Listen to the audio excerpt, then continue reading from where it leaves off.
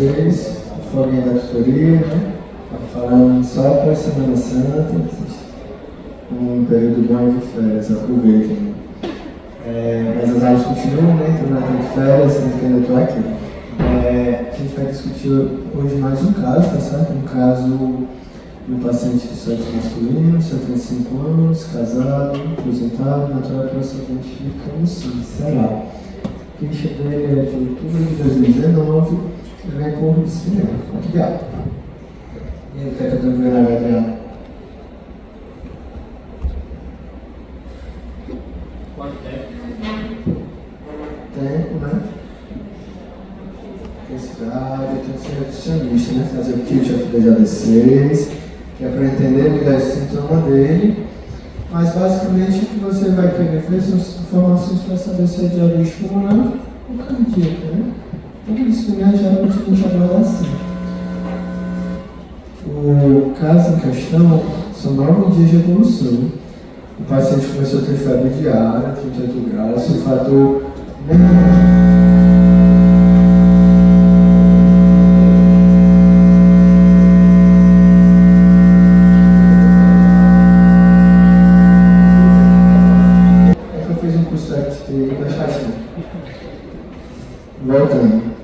Então, o paciente começou a 9 dias com febre diária. Inicialmente não tinha nenhum sintoma específico, não tinha sudorese, não tinha sistema respiratório, não tinha nada específico, basicamente ele não tinha febre todo o tempo. Há 9 dias. 3 dias depois do início da febre, é que começou uma tosse seca. A tosse era frequente, não tinha sintomas associados também que chamassem muita atenção no começo, portanto não era uma tosse produtiva, não tinha dispepsia, não era uma tosse mais comum à noite. No dia do internamento, na procura dele da emergência, ele começou a relatar dispneia. Essa dispneia era o que? Ele andava um pouco na casa, mas ele se sentia um pouco ofegante, ele parava, tinha que tomar banho, ele ficava um pouco ofegante, tinha que parar um pouquinho e descansar para aliviar. Ele nega dispneia prévia ao início do quadro.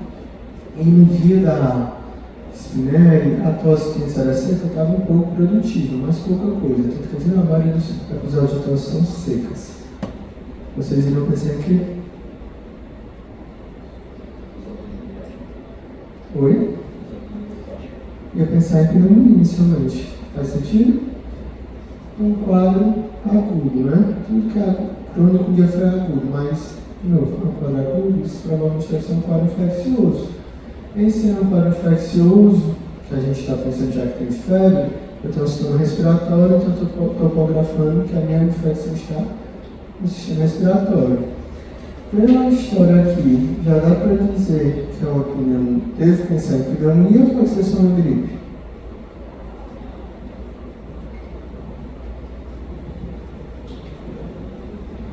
Uma gripe da dispneia? Dá.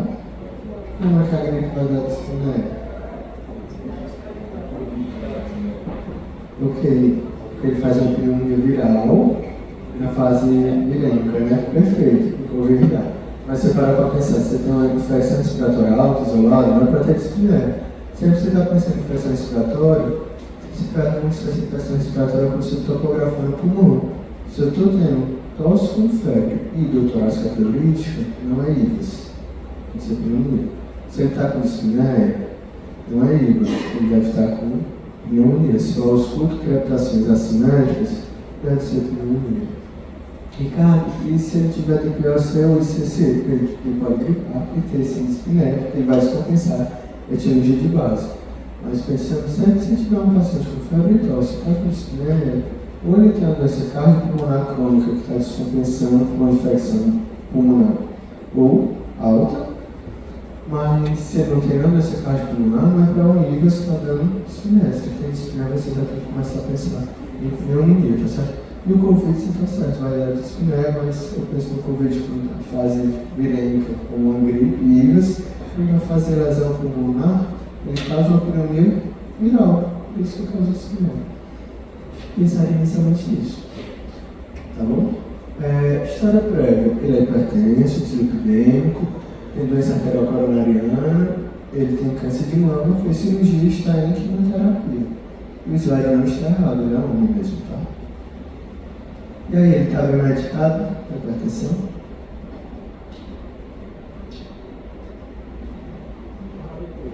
Sempre que eu sou hipertenso, os fármacos iniciais eu tenho que ver de primeira linha, né? A Carlinhos mostra lá para vocês, chazítico, Iecobrar, bloqueador do cálcio. Ele está com o Ramipril, que é a mueca, e precisa de outro antihipertensivo. Você fica com vontade de dar um chazítico, um bloqueador do cálcio, já que eles são de primeira linha. Só que no grande coronarium tem que ter o beta-bloqueador, diminui a progressão para a insuficiência cardíaca. Quando você pensa em estado de insuficiência cardíaca, hipertensão isolada, você só tem fator de risco. Se ele tem doença coronariana, ele tem doença estrutural, ele pode não ter IC, ele é aquele estágio B, ele tem que cobrar e beta-bloqueador, ele tem que estar bem medicado, tá? Beta-bloqueador nunca é a primeira opção para hipertensão em geral, mas no doente coronariano, no doente com fibrilação atrial, no paciente com enxaqueca, no paciente com crise essencial, o beta-bloqueador acaba participando do tratamento porque ele interfere em outras condições, tá? Então, ele está bem medicado da hipertensão, da dislipidemia estante potente, tem DAC com estente na lacoste agregante, o câncer de imunol lá está fazendo a quimioterapia dele, já teve pancreatite biliar, fez coleceptomia, alguns anos depois ele fez a bacteremia por enterococo, não tinha endocardite. História patológica pregressa é isso. Disse alguma coisa? Qual a principal causa de insuficiência cardíaca? Não, de insuficiência cardíaca. DAC, doença arterial coronariana, segundo caso, hipertensão. Ele é hipertenso, ele tem doença arterial coronariana. Ele pode estar só gripado com esse descompensado, agora pode estudar. Então, na minha história clínica ali no começo, então, quadro de febre e tosse, eu pensava, tá com dispneia, deve ser de origem de pressão respiratória baixa, ou seja, pneumonia. Pode ser que eles tenham só insuficiência cardíaca. Em termos de insuficiência cardíaca, estava justificada a gripe descompensada, né? Vamos ver. História familiar, mãe faleceu com pneumonia, já idosa, não sabe formar a causa do pai. Tem um irmão com dislipidemia e DAC, tem um irmão com câncer de mama também tardio, pesquisa genética negativa da família. História social, ele não é sedentário, tá certo? Faz atividades físicas regularmente, é funcional, não bebe, não fuma, não usa drogas, não tem exposições a animais ou viagens, tá certo? Não há nada, diagnóstico. A gente na HDA, a história clínica, a gente sempre começa com o diagnóstico síndrome, que a partir daí você vai no busca do diagnóstico final. Então, sendo febril, sendo branco, sendo espinhento. Quando você vai ver no exame físico, sempre tem que explicar, a primeira coisa que eu olho é se eu tenho insuficiência respiratória ou não. Porque se eu tenho insuficiência respiratória, eu vou fazer medidas, investigar situações para suporte, e depois eu investigar a etiologia, praticamente, né? Já quando ele não tem insuficiência respiratória, tem um pouco mais de tempo para pensar. Não dá para você ficar conversando com o paciente horas, quando até não história, você está com insuficiência respiratória. Se eu pensei inicialmente isso aqui, como eu te disse, se não é uma PAC, é uma PAC isolada com esse descompensado, já que ele tem doença arterial coronariana e ele é hipertenso. Ele está com câncer de mama. Complicações relacionadas ao câncer de mama, ele pode ter metástase pulmonar. E lesões de metástase, se você diminuir a função pulmonar, ele pegou um quadro de pneumonia associado, por isso que ele já está com dispneia. Ele tem um derrame pleural e está só gripado porque está exigindo um pouquinho mais, ou fez uma pneumonia e tem um derrame pleural. Ou seja, ele tem diminuição também da função pulmonar. Lembrar que ele está em quimioterapia, eu tenho que saber se a quimioterapia está associada à neutropenia, porque se for associada à neutropenia, eu vou deixar emergência. Não é para ele ficar neutropênico com febre e você não tomar conduta em relação a suporte de antibiótico, curas, investigação de foco. E a gente sempre lembra nos quadros agudos de infecção, mas se eu investiguei tudo, não tem infecção, sempre veja se não tem um quadro respiratório, ele tem fator de risco até bem. Sempre que eu penso em febre, acredito que eu tenho uma doença oncológica, tudo é tanto. Febre da tosse, quando a febre, uma das causas menos comuns de febre, mas a causa possível, até com outras febre também. Quando a gente fala pneumonia, vocês viram na tutoria, a gente sempre divide lá os quadros típicos e atípicos. A principal causa de pneumonia é o pneumococo.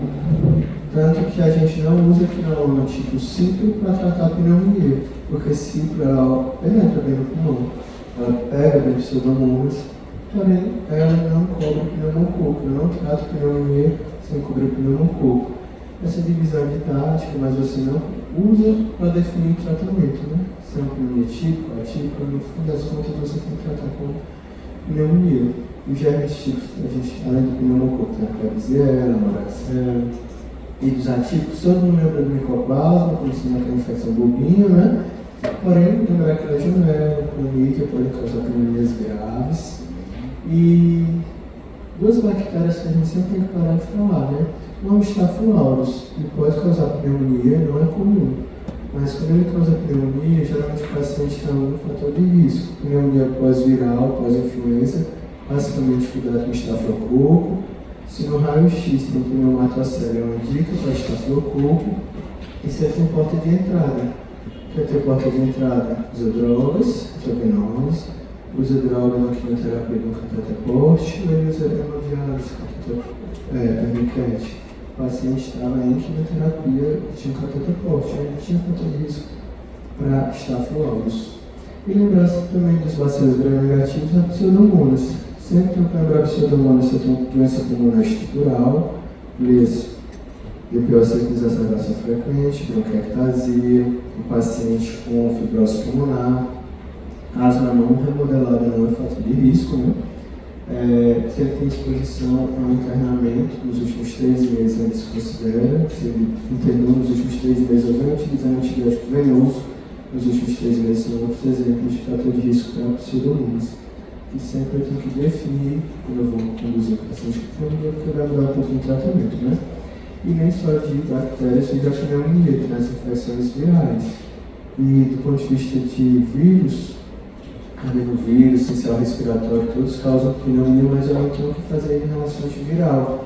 Agora, lembrar a influenza, que a gente tem, o oseltamivir para fazer, e o Covid teria o Paxlovid, desde que seja no início, o paciente idoso, o paciente imunossuprimido, porque o Paxlovid só é liberado pelo Ministério da Saúde, você não compra em farmácia. Já a influenza você consegue tratar com oseltamivir. Então, o ideal também é precoce. Acho que citologia é isso.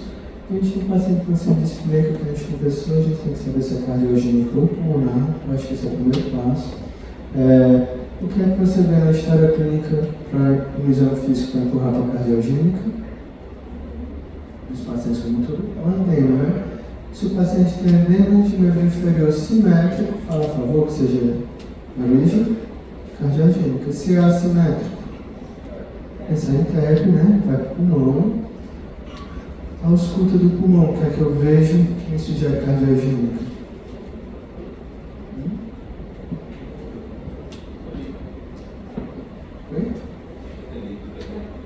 Pode ter líquido, né? Então vai ser reduzido, ok. Pode ter crepitação? Simétrica ou assimétrica? Então, se eu tenho crepitações bibasais, em paciente espineico, pode ser que seja congestão. O que é que eu vejo no pescoço? Urgência. Então, todo paciente de espineico, você tem que ver se tem urgência jugular.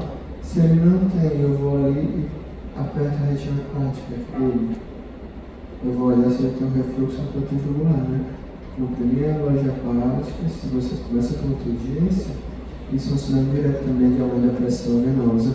Você vai pensar em origem cardiogênica. E claro, se ele tem fator de risco cardiovascular, que é a principal causa de ser DAC e hipertensão. Nas etiologias pulmonares, a gente falou da edema assimétrico, aqui vem muito a história de exposição.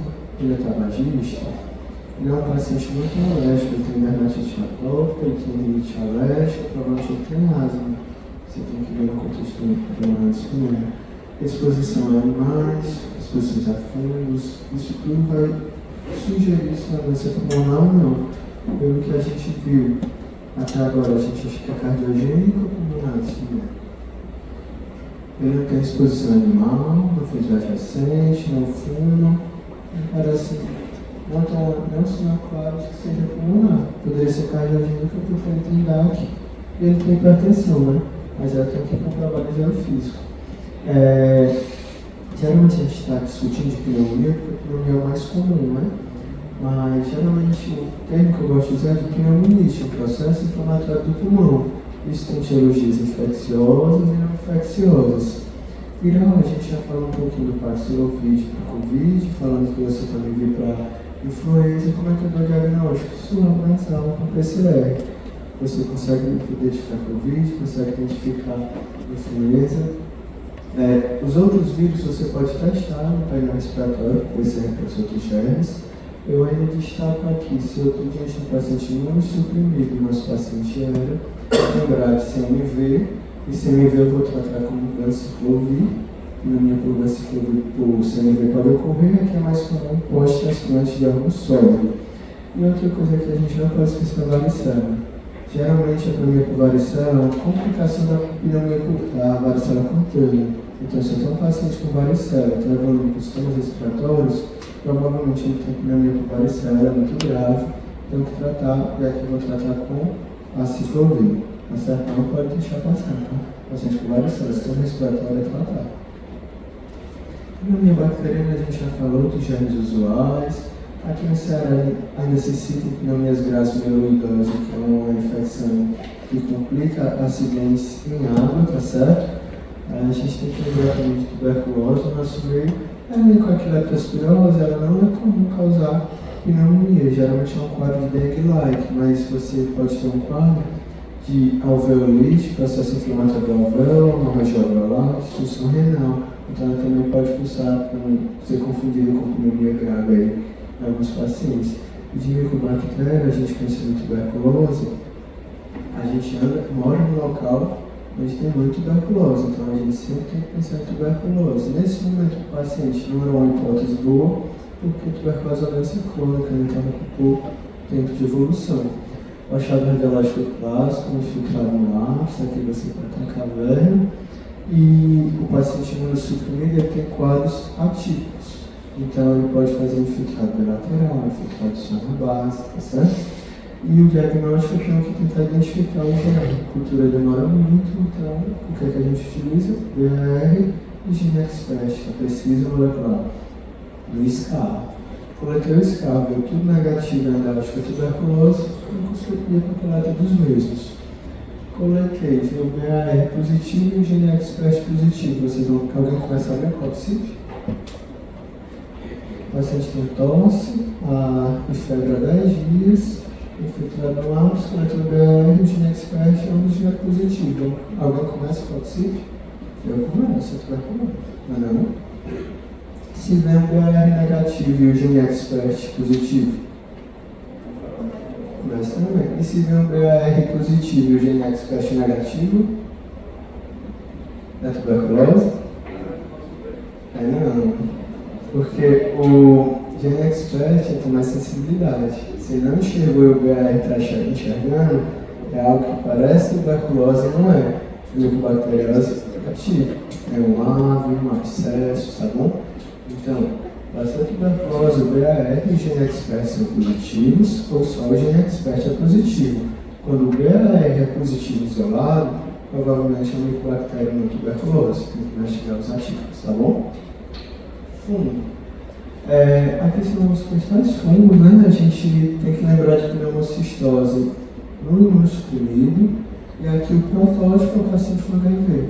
Paciente com HIV, CD4 menor que 200 e um quadro de pneumonia arrastada, geralmente 4, 3 semanas de febre, tosse seca. O CD4 é menor que 200, geralmente o paciente está com hipoxêmico, feliz que se diz, né? Porque não está tão dispnível. Você olha a saturação, está saturando, pode crepitar bilateral, infiltrado no raio-x, diferente da pneumonia que em geral é unilateral, que é bilateral. Se eu faço a tomografia, é vidro fosco bilateral, de ápice, pode ter os pseudocistos e como causa um pouco de bronquiolite, vai ter padrão mosaico, geralmente não tem derrame pleural. Esse é o paciente com HIV principalmente, mas pode ocorrer qualquer imunossupressão, inclusive paciente não tem que fazer profilaxia para pneumocistose, paciente que usa mais de 20 mg de prednisona prolongado deveria fazer profilaxia patogenossistosa, tá? Tratamento é com placa e clínico. Aspergilose. A aspergilose é um fator de risco. Qual que é o fator de risco? Aspergilose, vocês lembram? Caverna osso. Ele é imunossuprimido, ele está internado na enfermaria da hemato, ele está neutropênico. O mais comum, você pode pegar no meio ambiente aspergilose, mas na prática o que você mais vê é o paciente neutropênico, ele faz lesões por aspergilose, é o principal fator de risco para isso. Aí você já está tratando, provavelmente já está cobrindo febril, já está cobrindo pseudomonas, está cobrindo massa, e ele percebe febril. Você faz a tomografia, você vê o sinal dual, que é a imagem de uma consolidação modular, o vidro fosco em volta, a imagem aqui não acabou, eu sei. Aqui fica um pouco melhor, a gente consegue ver uma consolidação modular, o vidro fosco em volta. Aqui também. Um paciente neutropênico, isso aqui não é patognomônio, né? Diagnóstico de terceira cultura, mas o paciente neutropênico com sinal dual, diagnóstico de função, tem que tratar com essa voriconazol. E esse ano apareceu um paciente com aspergilose no olhar foto. Você vê uma consolidação nodular, o vírus fosco em volta, um paciente neutropênico, sinal dual, tem que lembrar da aspergilose, o tratamento é com voriconazol. O paciente está aqui de novo. Então, aspergilose, lembrar do neutropênico. Mas você pode pegar no ambiente muito comum. Histoplasma, a coluna falando da caverna, então o cara teve contato com você, ele foi passear no grupo, evoluiu com infecção pulmonar, que não está respondendo ao tratamento usual, ou seja, está tratando uma placa que não melhora, ele foi com caverna, ou tem um quadro já de pneumonia mais arrastado, ou estou quebrado de histoplasmose, e estou quebrando de histoplasmose dentro da população que é o paciente com HIV também, que eles fazem histoplasmose disseminada, placa esplêndida, histopenias, um quadro mais grave. Criptococo, são lesões também nodulares, pode ter infiltrado na tomografia. O fator de risco para criptococo é o pombo, que todo mundo lembra, e quando não é do pombo, é no pé de eucalipto ali, para vocês lembrarem quando forem messejando. Cheio de pé de eucalipto, gostoso aquele cheiro, né? Alimentar de messejando, pois é. Tem criptococo. Não seria. Cuidado aí com o eucalipto, tá certo? Mas seria uma exposição à criptococose, o mais comum no imunossuprimido, mas alguns pacientes que imunossupressão pode ter. Coccidiomicose é a micose do deserto, né? Fator de risco. O caçador de tatu, que todo mundo lembra, mas na realidade é o sertanejo que cava poço, né? Por exemplo, o pneumonia, o cara que trabalha cavando poço profundo, porque não é um tatu ocupado, o fundo está no solo, tá? Mas todo mundo lembra do tatu. Para pouco a gente não tem no Ceará, é como São Paulo, ali no Pará, geralmente são quadros de pneumonia mais arrastada, adenopatia cervical e lesões labiais, é o protótipo, e é extremamente mais comum, engraçado, mulher tem muito pouco, né? Acho que é 9 para 1 a incidência. Protozoária, só para não lembrar do LOF, esqueci a cena de LOF, né, do ácido, dos estendiloides. E aqui eu sempre destaco, vale não suprimir o paciente com corticoide, lembrar que a mão que prescreve corticoide é a mesma mão que faz os parasitários com seus estendiloides. Como é que eu cubro os estendiloides? O ideal com vermectina. Se não vai fazer vermectina ou albendazol, aqui é 5 dias, não é 3, tá? Para cobrir estendiloides. Na parte de doenças autoimunes, doença do colágeno, a gente lembra do lúpus. Lúpus não é comum causar lesões pulmonares, né?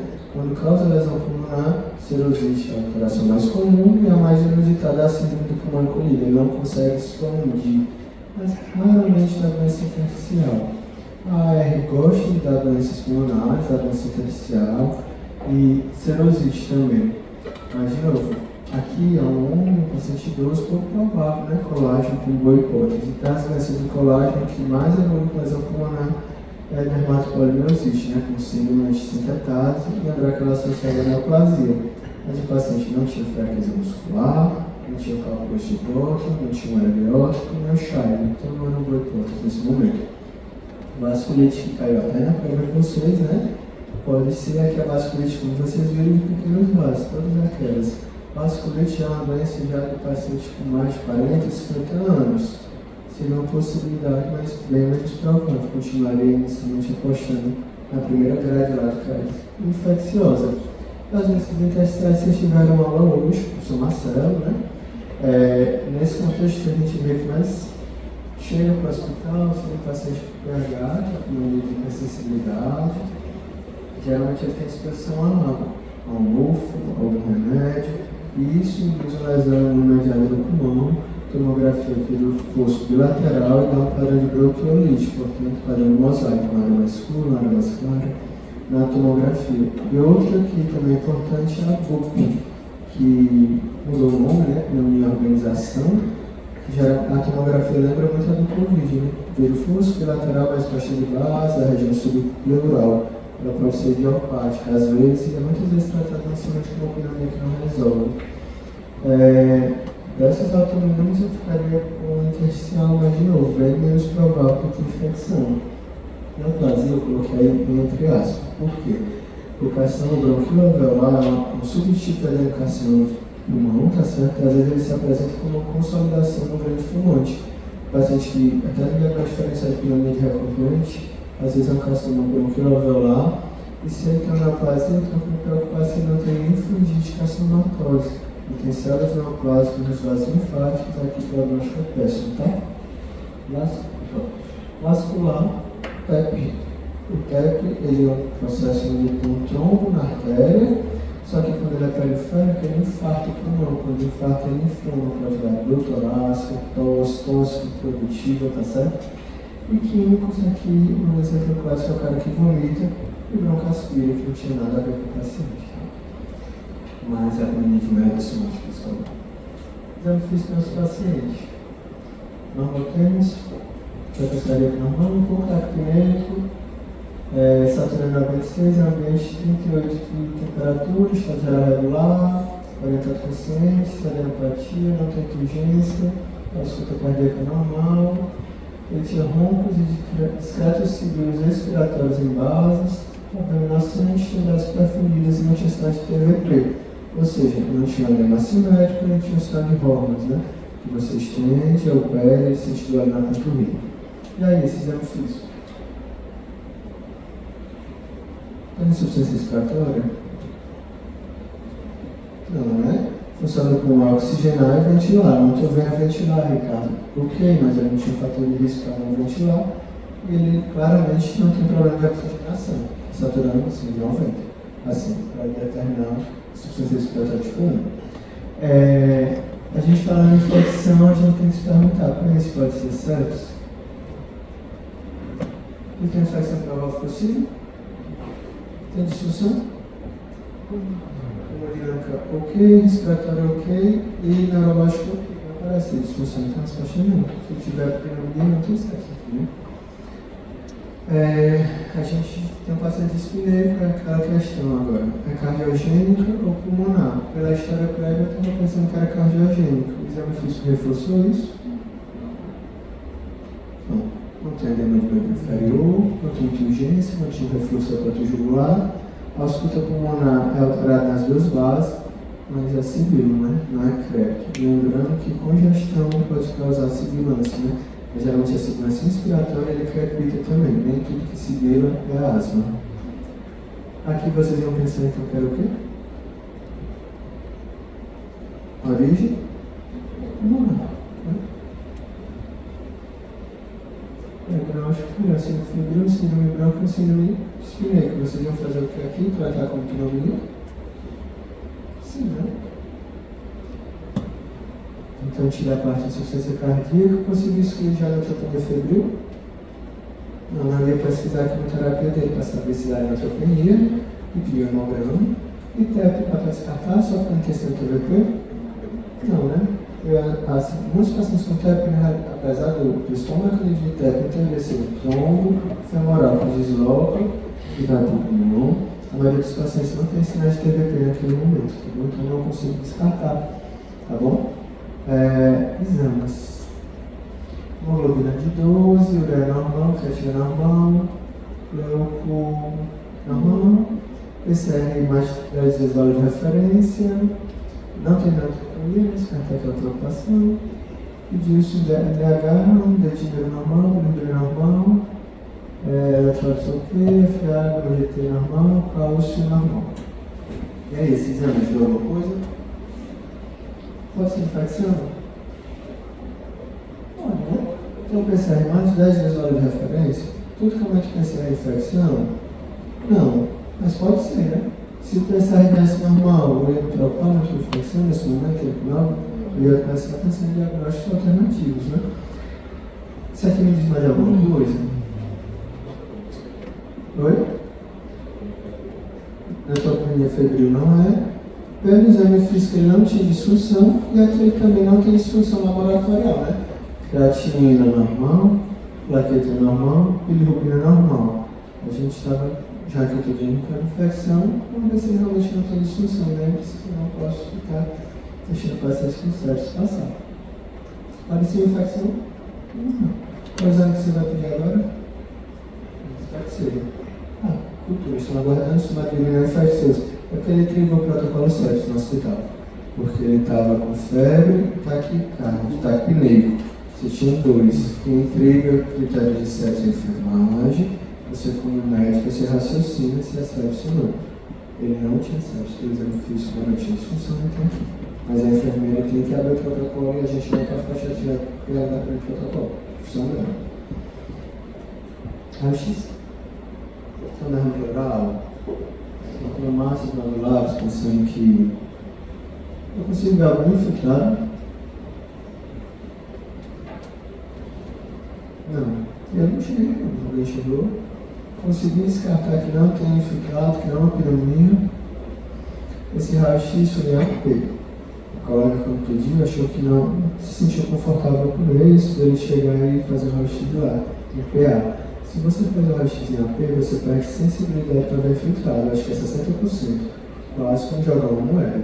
Um raio-x em AP normal não quer dizer muita coisa. Não tem o perfil, então eu não consigo ver a área retrocardíaca. Meu paciente é imunossuprimido, já que ele está em quimioterapia. Apesar de ele ter um número de neutrófilos adequado, né, imunossuprimido pela quimioterapia. O paciente imunossuprimido faz quadro atípico, pode ser que não tenha infiltrado o pulmão ainda. Alguém tem coragem de fazer antibiótico? Eu não. Pode não ser infecção, mas não tem outra por vista prática. Aí vamos terminar. O que é que define? Bom, o raio-x foi normal. Se eu quisesse melhorar a avaliação, seria repetir o raio-x para fazer a tomografia. Mas, vamos ser mais prático e redefinir se eu vou fazer antibiótico ou não. Estamos por não repetir nesse momento. Quem vai definir é o curve. Quanto é o curve dele? Ele tem confusão mental? Então é alta. Frequência maior que 30? Cuidado sempre com falar da frequência, né? Porque na CIS é 20, aqui sofre é 30, e aqui é, desculpa, aqui sofre é 23 e aqui é 30, né? Então não tem frequência alta, a pressão dele está bloqueada, tem mais ou menos 5, então o curve dele é. Dá para ir para casa? Pelo curve nada, né? Lembrando que isso aqui não isso aqui é parte do guideline, né? O guideline ele não é um cercado, ele é um caminho. Você pode sair. Por exemplo, se ele tivesse um curve de 1, tivesse séptico, ele não ia para casa, né? Se ele tivesse insuficiência respiratória mesmo com curve de 1, ele ia para casa. Mas ele não tinha nada disso. Por isso que no começo eu falei, ele está séptico, ele está com insuficiência respiratória, esse já não define se eu vou internar ou não, independente da causa. Então o curvo dele foi 1. Francisco veio para o Pseudomonas. Ele tem 2 pulmões estrutural. Usou antibiótico venoso nos 23 meses. Ele teve internado nos 23 meses. Não, Pseudomonas não teve. Então assim, não era uma preocupação no momento, né? Aqui do curvo, para vocês não esquecerem, né? 0,1 tratamento ambulatorial. 3 em diante que ele tem que internar. E 2, ou você interna ou você manda para casa. E tem também está dentro, né? Um paciente que é morador de rua, ele vai internar, gente. Um paciente que não tem um suporte social, um avôzinho, como é que ele vai ficar tomando esse remédio em casa? Então, de novo, você apega isoladamente ao curvo. E para a PSI é melhor, mais completa, é verdade. Tem avaliação de comorbidade e outras coisas. Problema, não dá para saber decorar aquilo, né? Você vai ter que usar o aplicativo. E as questões que muitas vezes você só resolve calculando tudo. Aí em relação a provas de residência, essas coisas. Ricardo, 2 tanto faz, né? Considerar internar. Tanto faz. Mas a mortalidade do 0 a 1, esse aqui, 1,5. Então, CURB 2 você pode internar ou mandar para casa, mas a mortalidade dele é mais que 3 vezes. Em geral, interna. Isso já tem. A gente vive num campo também que tem muita dificuldade de acesso à saúde, né? Então, vai para casa. Vai para casa, mas tem que ver esse paciente amanhã. Se ninguém pode ver, no CURB 2, então. Esse é também.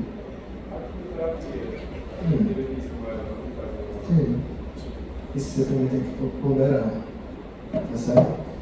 Isso aí também. A gente optou por não internar, mas não foi apagar. O CURB é uma das coisas, mas não estava certo. Estava com insuficiência respiratória. Digamos que ele tem um suporte de 24 horas para essa área, então a gente estava com o paciente na mão. Claro, tu está lá na rua com uma dúvida dessa. Estou na dúvida? Não, hoje amanhã, durante 2 horas a gente viu a feira, nós vamos para casa do dia. Chefe daqui para ficar por causa de ti, não é isso mesmo, não está bem. Não, você está lotado. Mas tem outra coisa, gente. Está lotado, mas é você que está ali na frente, né? Então é muito bom outra pessoa dizer para você não fazer alguma coisa sem riscar um pouquinho mais. Eu não estou dizendo para internar tudo, estou falando de justificativa bem plausível, o cara que não terapia. Se eu fosse internar, agora eu ia olhar para a ATS. Eu vou alocar. Se parar para pensar, o critério da ATS é bem fácil. Basicamente, é um critério maior e 3 menores. O maior é uma coisa simples. É claro que ele tinha que ir para a UTI, é um choque séptico. O paciente tem insuficiência respiratória e ventilação mecânica. Então, um desses critérios, vá para a UTI. Se não, tem que ter 3 menores. Se você olhar para os 3 menores, basicamente é o quê? É um CURB sem idade, ou com critério radiológico. O critério radiológico é o filtrado lateral, ou critério de oxigenação em relação ao PF menor que 150, ou então 3 coisas baixas, que é a temperatura, os leucócitos e a plaqueta. E basicamente também hipotensão que não respondeu a volume, né? Mas eles colocam isso aqui, se você parar para pensar, se ele tem uma desculpa que respondeu, se o paciente chega com pneumonia, hipotensão respondeu a volume, ele tinha disfunção orgânica. Esse cara ele não vai por aqui para UTI, mas ele era para ir para o septo, né? Hipotensão que responde a volume é septo, ele tinha disfunção hemodinâmica, não tinha choque séptico. Acho estranho esse critério aí, mas o livro bota, quem sou eu, né? Tá aí. Então, de novo, aqui é o CURB com a ansiedade, critério de oxigenação, critério radiológico, 3 coisas baixas: glucose, plaqueta e temperatura. Tá? Decidir que eu vou internar o paciente ou não. Se ele vai ficar em ambulatório, basicamente você vai ver se ele não tem comorbidade, beta-lactâmico tipo moxilina.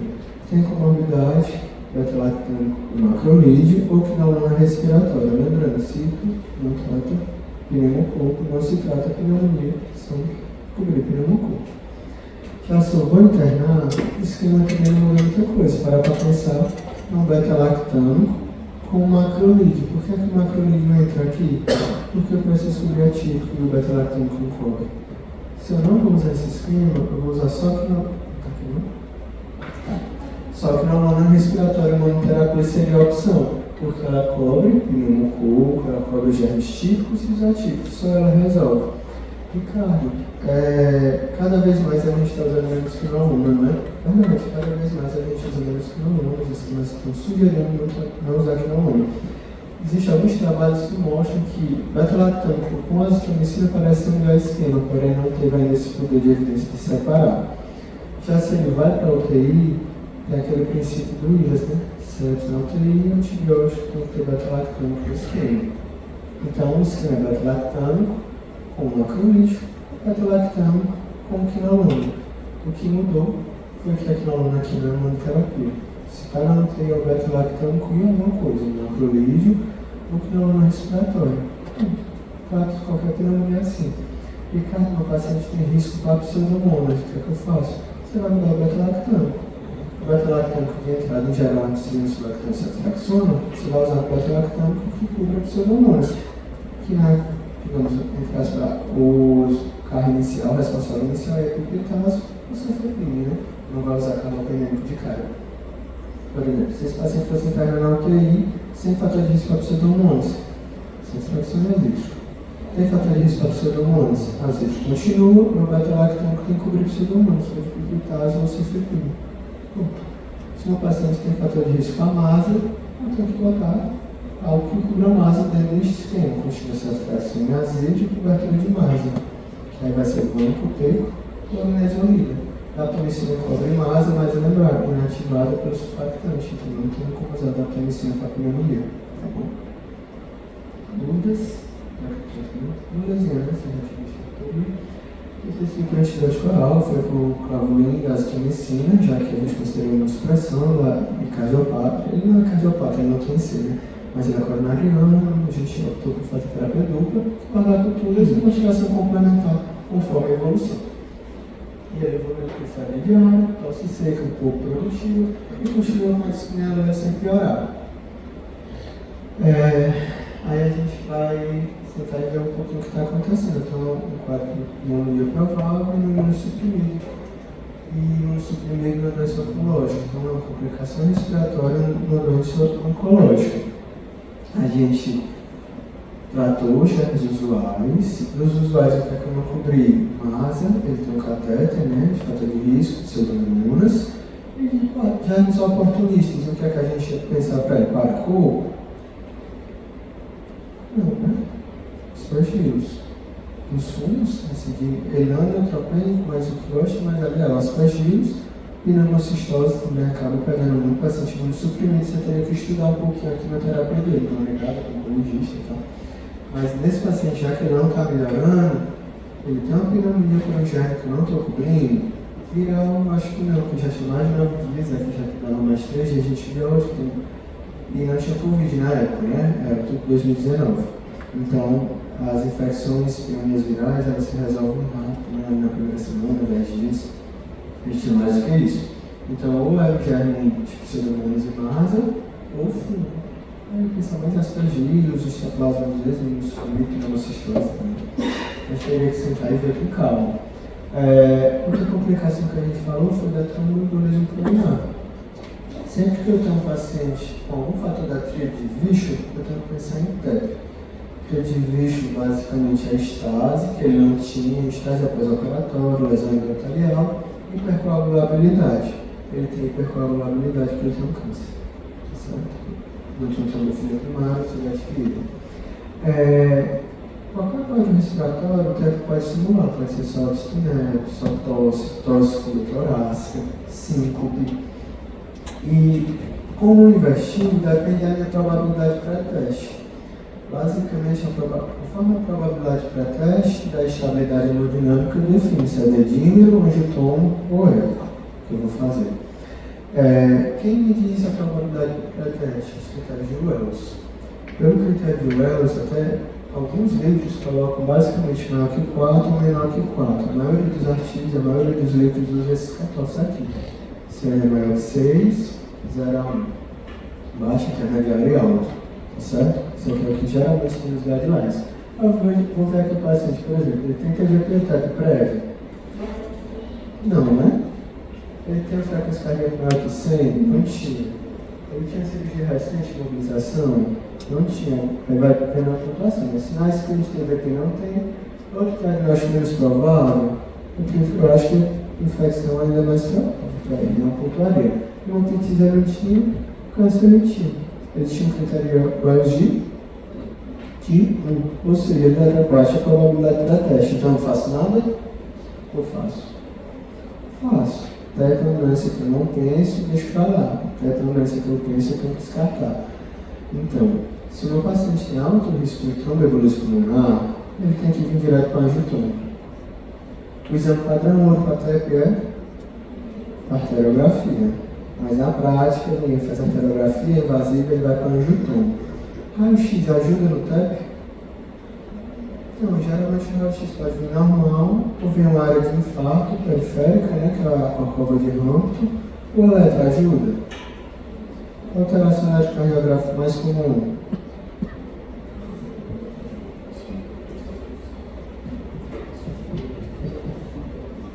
atrial. A alteração eletrocardiográfica mais comum é a taquiardia.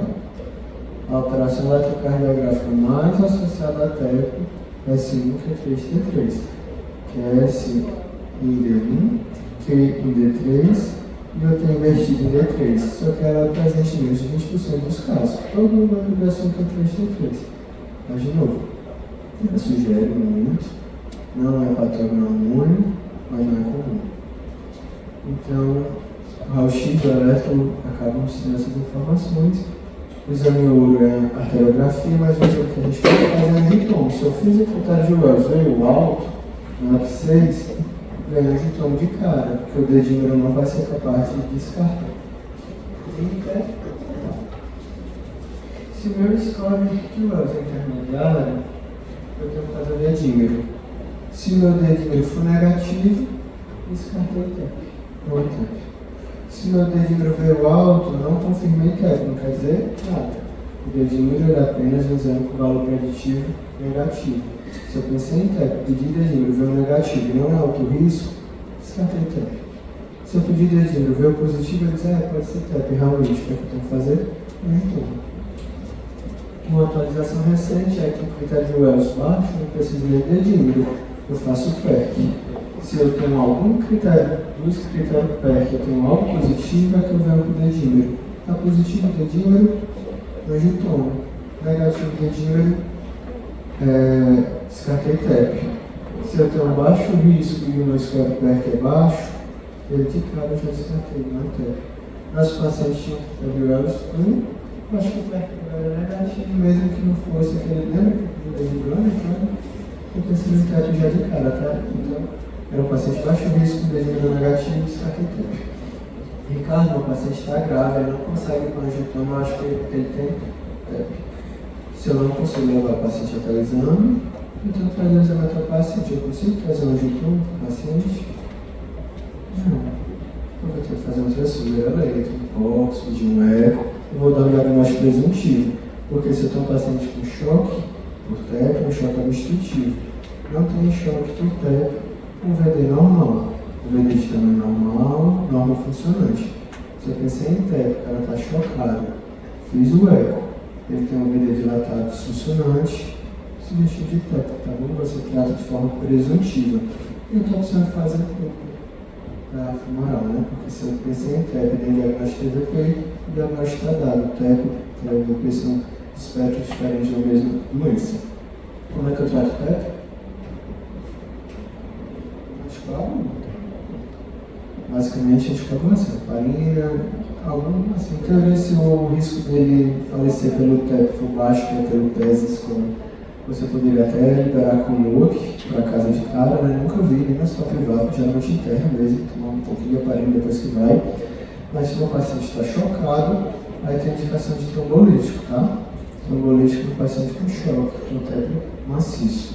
O TEP submaciço, você não impacta a mortalidade, fazer o trombolítico para ele, você diminui o risco de TEP crônico. Então você poderia fazer, se o paciente tem baixo risco de sangramento.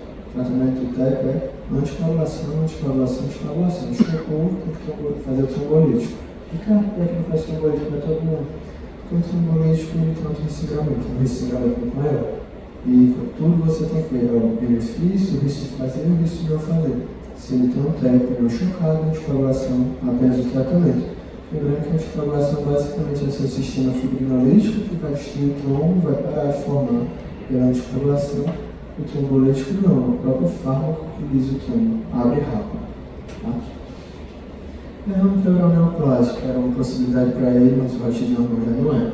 Derrame pleural neoplásico geralmente é unilateral, não bilateral, não é estudado pelos critérios de Light. Então, se eu vou estudar o derrame pleural, sempre tem que fazer o critério de Light, então tem que ter proteína sérica, que às vezes a pessoa funciona e não tem a proteína sérica, nem tem o LDH, certo?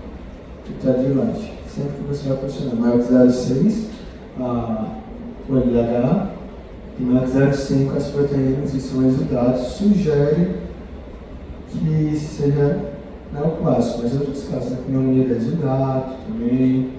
doenças autoimunes, sistema patognomônico, funcionando a paciente rampa pleural. Funcionei, exudato, próximo passo é biopsiar a pleura, para ver se não for pneumonia, de novo, desculpa. Mas se for só dar rampa pleural isolado, pode ser tuberculose também, pode ser biopsiar a pleura e o tratamento é clorodese. Infelizmente, com essa cromatose prognóstica é péssimo, você tem um doente que está atendendo. Ele tem um processo. Aqui a forma nodular, você vê que os septos estão adquirindo uma forma arredondada. Isso aqui já é bem sujeito. É muito ruim. O que a gente vê de infringite mais comum é o especialmente os de septo. Você vê que a região do óvulo está toda desenhada, o que não era para ter. Isso aqui é diagnóstico diferencial de congestão ou infringite carcinomatose. Um paciente com esse padrão tomográfico. Do diurético, ele melhora a dispneia, provavelmente a congestão, não melhorou nada, repichatão, tá do mesmo jeito, deve ser infringite. De novo, prognóstico péssimo. Sentar em conversão com o paciente. Ações diretivas, se não tiver. Metástase pulmão. O paciente também não tinha nenhum aspecto nodular. A tomografia clássica é aquela tomografia do pulmão em árvore de Natal, né? Várias imagens recomendáveis, pedaços por todo o pulmão. Mas no nosso caso, a gente vai fazer o que? Vai resolver. Essa soma está tudo lá. O paciente tem quimioterapia. O que fazer? Eu dei o tratamento com antibiótico oral, não melhorou. Pode ser um germante, pode ser infeccioso. Por exemplo, pode ser infeccioso ainda, pode ser viral, pouco provável. Bacteriano que a gente não está cobrindo, mas pseudomonas.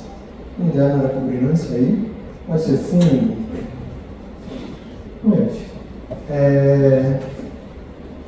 Autoimunomediado se fosse algum pH, né?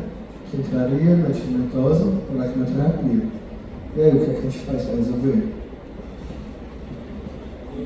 Não saber o que o paciente tem, mas saber o que fazer é muito importante. Às vezes é quase a mesma coisa.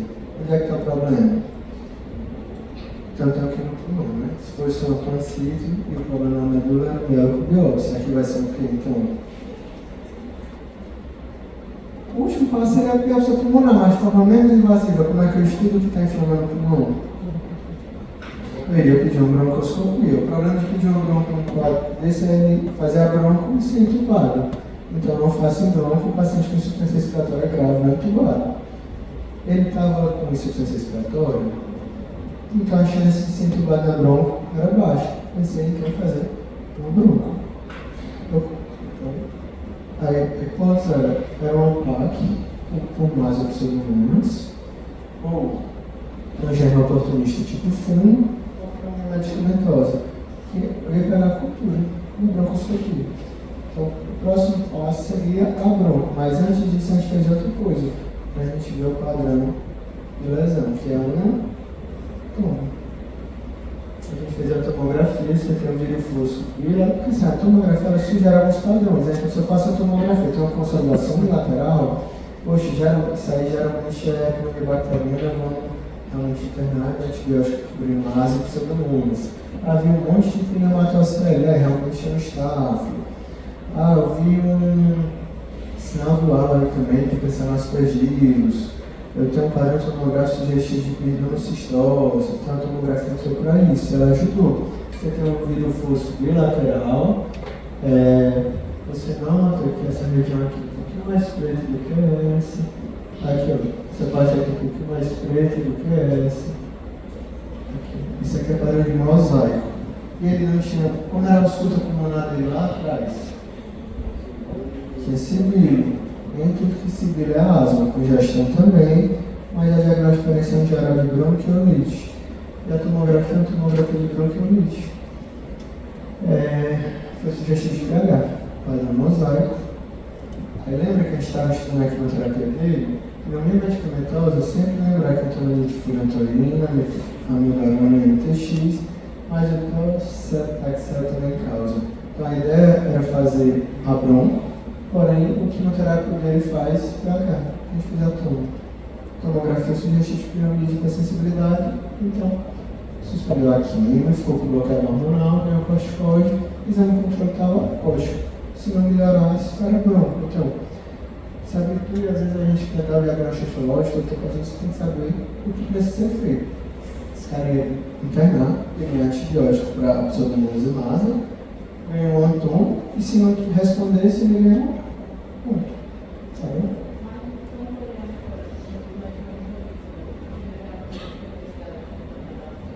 Ele não usava, ele usava o docetaxel, ele usava esse quimioterápico, que foi estudar. Não, ele não usava Mildarona.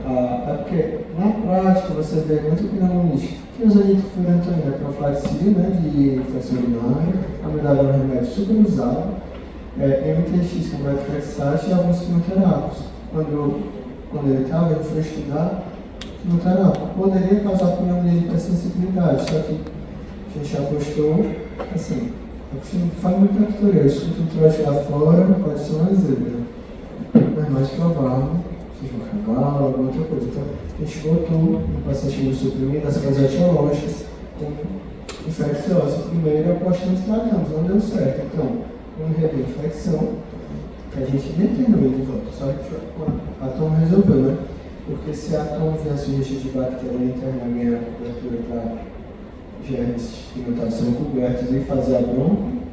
E como a tomografia definiu, a gente acabou optando por só dar corticoide. Ficou como uma hipótese secundária, a piramide medicamentosa ela era uma das hipóteses no começo, só que não estava no começo. A gente decidiu tratar piogênico, não estava melhorando, ganhou a possibilidade e a gente definiu quanto antes para internar, tá bom? Ficou ótimo, estudamos um pouco de pneumonia, falando um pouco de tuberculose, foi um escritório, tá bom? Tchau, boa sexta, pessoal.